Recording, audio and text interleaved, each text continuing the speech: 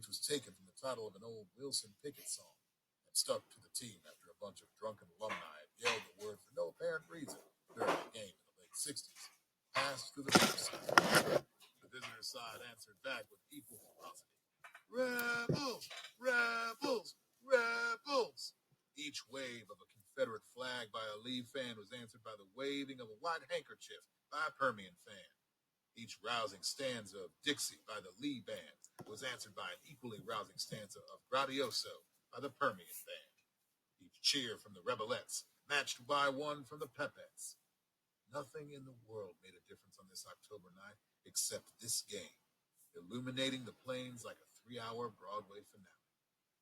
Permian took the opening kickoff and moved down the field with a methodical precision that had made it a legend throughout the state of Texas.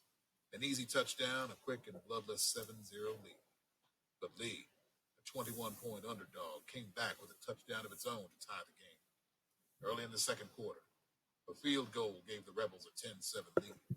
Permian responded with a 77-yard drive to make it 14-10. Chris Coleman, the new great black hope who had replaced Boobie Miles in the backfield, carried the ball 7 of 9 plays and went over 1,000 yards for the season. Earlier in the season, Boobie had cheered on Comer's accomplishments with a proud smile. As the season progressed, Comer became a star while Boobie languished. The cheers stopped. He made no acknowledgement of Comer's score. He sat on the bench, his eyes staring straight ahead, burning with a mixture of misery and anger as it became clear to him that the coaches had no intention of playing him tonight, that they were willing to test his knee out in meaningless runaways, but not in games that counted. His helmet was off, and he wore a black stocking cap over his head. The arm pads he liked still dangled from his jersey. The towel bearing the legend Terminator X from the name of one of the members of the rap group Public Enemy hung from his waist, spotless and unsullied. The stadium was lit up like a dance floor, its green surface shimmering and shining in the lights. His uniform appeared like a glittering tuxedo, loaded down with every conceivable extra.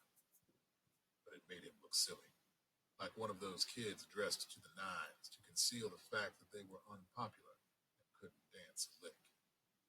He sat on the bench and felt a coldness swirl through him, as if something sacred inside him was dying, as if every dream in his life was fleeing from him, and all he could do was sit there and watch it disappear amid all those roars that had once been for him.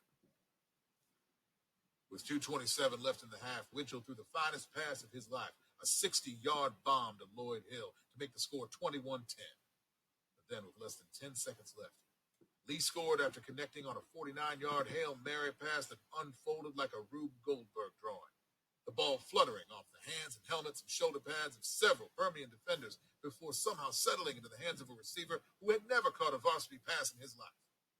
Lee's try for a 2-point conversion failed. The score was 21-16 at halftime. The Permian players came off the field exhausted, in for a fight they had never quite expected. The gray shirts they wore underneath their jerseys were soaked. Winchell, who had taken a massive hit in the first half, felt dizzy and disoriented. They grabbed red cups of Coke and sat in front of their locker stalls trying to get their breath.